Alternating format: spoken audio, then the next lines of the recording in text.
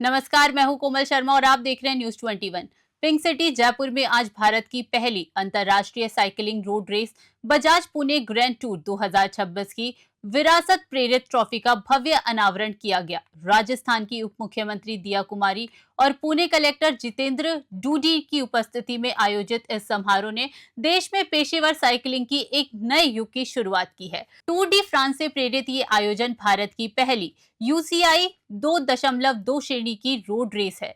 तांबे से निर्मित यह विशेष ट्रॉफी पुणे के ऐतिहासिक किलों और छत्रपति शिवाजी महाराज की विरासत का प्रतीक है, जिसे पारंपरिक तांबट आली कारीगरों ने तैयार किया है। इस अवसर पर उप मुख्यमंत्री ने कहा कि यह आयोजन भारत को वैश्विक साइकिलिंग मानचित्र पर स्थापित करेगा।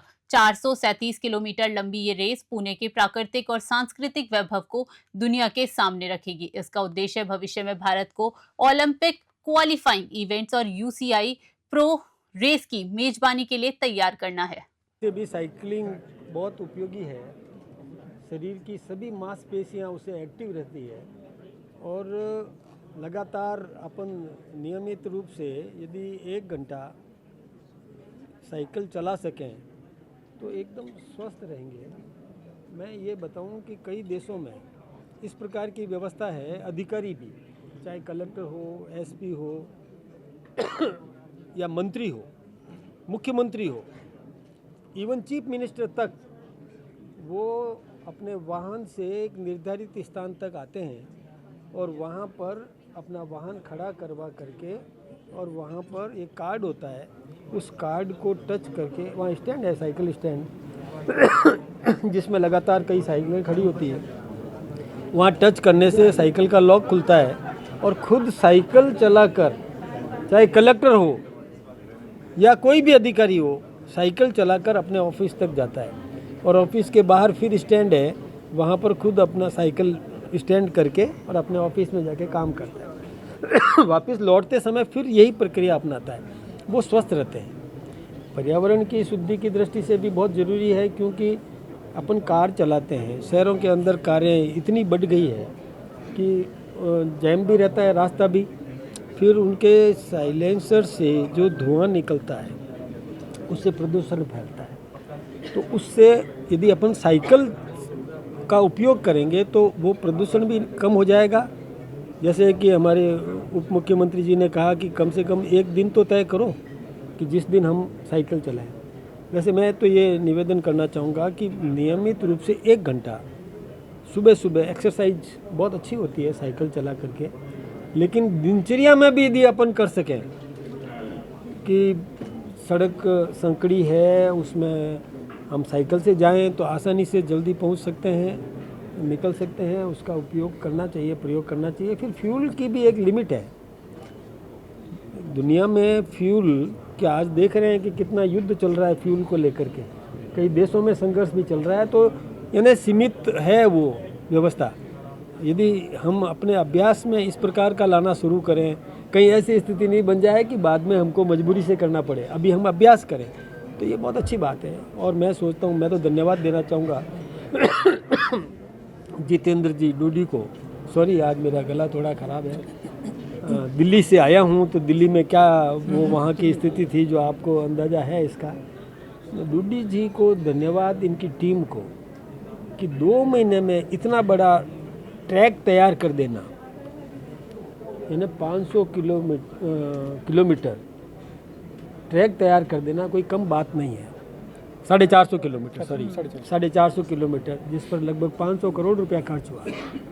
और वहाँ पर ये इस पर 176 देशों के, नहीं 176 प्रतिनिधि, 40 देशों के वो आएंगे, हमारी यहाँ हिंदुस्तान में करेंगे, तो हिंदुस्तान की संस्कृति से भी वो अवगत होंगे। हमारे यहाँ पर हम उनका स्वागत करेंगे। हमने दुनिया को एक परिवार माना है, वसुधैव कुटुंबकम, और हम ये भी सोचते हैं कि सभी सुखी रहे, सर्वे भवन्तु सुखिनः। ये संस्कार हिंदुस्तान की देन है। ये भी जब यहाँ से मिलेगा तो मैं सोचता हूँ कि दुनिया में एक अच्छा संदेश जाएगा। और हिंदुस्तान चुना, इसके लिए हमारे देश के प्रधानमंत्री जी का भी धन्यवाद दूंगा, आदरणीय नरेंद्र मोदी जी का, कि उन्होंने ये अनुमति दी। बहुत खुशी की बात है। पुणे ग्रैंड टूर, ये कॉन्सेप्ट हमने 6 महीने पहले शुरुआत किया था बनाने का। इसका हमारा उद्देश्य ये था कि हम स्पोर्ट्स और टूरिज़्म, इन 2 चीज़ों को एक साथ लेके आएँ और जो हमारे महाराष्ट्र के हमारे पुणे की जो अर्थव्यवस्था है उसको आगे लेके जाएं, पुणे को एक ग्लोबल सिटी करके पोजीशन करें। और उसके तहत हमने एक जो हमारी पुणे की स्ट्रेंथ है वो ये है कि हमारा काफ़ी अच्छा जोग्राफिक डाइवर्सिटी है, भौगोलिक डाइवर्सिटी हमारा काफ़ी अच्छा है।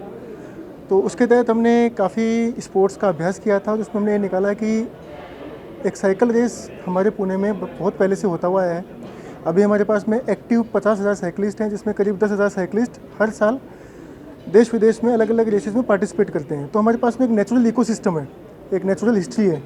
तो उसके तहत हमने एक कॉन्सेप्ट बनाया कि हम जैसे टूर डे फ्रांस करके एक साइकिल रेस होता है जुलाई महीने में, तो पूरी दुनिया फ्रांस में रहती है उस टाइम पे।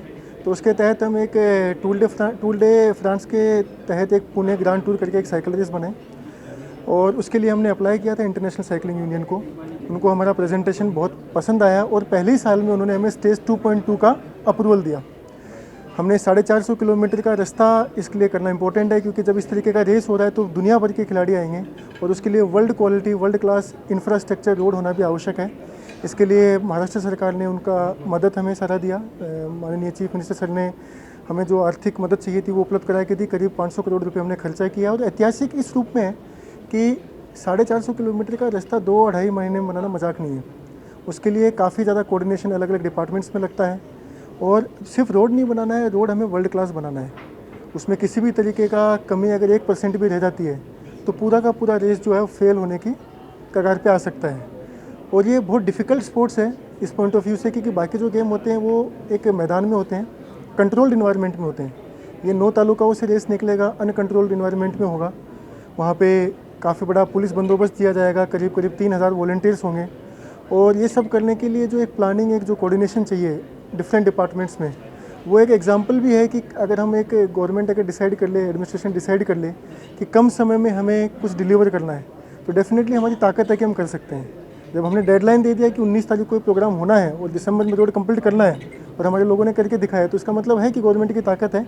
वो ताकत अपन को समझनी चाहिए और ये एक एग्जांपल हम आगे सेट करना चाहते हैं कि अगर हम ये काम 2.5 महीने में कर सकते हैं तो अपना दुनिया में, महाराष्ट्र में हो चाहे देश में हो, कोई भी प्रोजेक्ट ओवररन होने की ज़रूरत नहीं है। अपन ने अगर थोड़ा सा डेडिकेटेड अच्छे से प्लानिंग किया तो सारे के सारे प्रोजेक्ट जो है अपन समय पे कंप्लीट कर सकते हैं और उससे काफ़ी खर्चा जो है वो सरकार का बच सकता है, जो बाकी प्रोजेक्ट में भी हम यूज़ कर सकते हैं। ये साइकिल रेस जब हमारे पास में होगा, जब हम सक्सेसफुली इसको इम्प्लीमेंट करेंगे, तो उससे जो अपना ओलंपिक्स को लेके एक दावेदारी है वो मजबूत होगी कि जब हम सबसे डिफ़िकल्ट गेम, जिसके 3rd हाईएस्ट मेडल्स हैं, 22 मेडल हैं इसके गोल्ड के, वो अगर हम सक्सेसफुली करा सकते हैं तो हम ओलंपिक्स के लिए भी तैयार हैं। ऐसा एक मैसेज भी दुनिया भर में जाएगा। और जब ये साइकिल रेस के लिए यहाँ पे विदेशी खिलाड़ी आएंगे तो हमारे देश के भी जो खिलाड़ी हैं उनमें भी एक मनोबल बढ़ेगा। जब क्रिकेट का शुरुआत हुआ था तब कुछ खिलाड़ियों ने शुरुआत की थी, वो आगे बढ़े और आज कहाँ पहुँच चुका है। तो उसी तरीके से हम साइकिल, एक नेचुरल इंस्टिंक्ट है हर आदमी का, ह्यूमन बीइंग का, जो साइकिल चलाना, तो वो एक जो नेचुरल इंस्टिंक्ट है उसको हम यूटिलाइज़ करना चाहते हैं आने वाले दिनों में ओलंपिक्स में अपना मेडल टैली बढ़ाने के लिए भी। और पुणे ने इसकी शुरुआत की है। आपने एक सवाल पूछा था अभी कि आप इसको राजस्थान में भी करेंगे क्या, तो हमारा उद्देश्य इसका एक्चुअली यही है कि आने वाले सालों में हम इसको इतना बड़ा कर दें कि ये पुणे के बाहर जाए।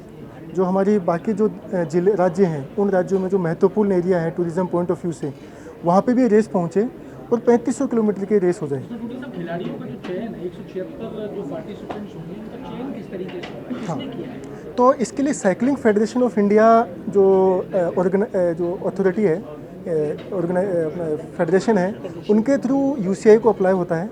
फिर यूसीआई ने हमें अप्रूवल दिया, रवांडा में उनका मीटिंग हुआ था, उनके थ्रू फिर हमारे पास में अप्लाई होने के बाद में हम सभी जो देश हैं, 210 टीम्स हैं, 210 देशों की टीम्स यहाँ पे पार्टिसिपेट करते हैं, तो उनको हमने एप्लीकेशन भेजा और उनकी एप्लीकेशन आने के बाद में सीएफआई ने उनका चयन किया इस आधार पे कि जो 2.2 रेस है उसमें कैटेगरी में किन तरीके के खिलाड़ियों को चयन करना है ताकि रेस कॉम्पिटिटिव हो।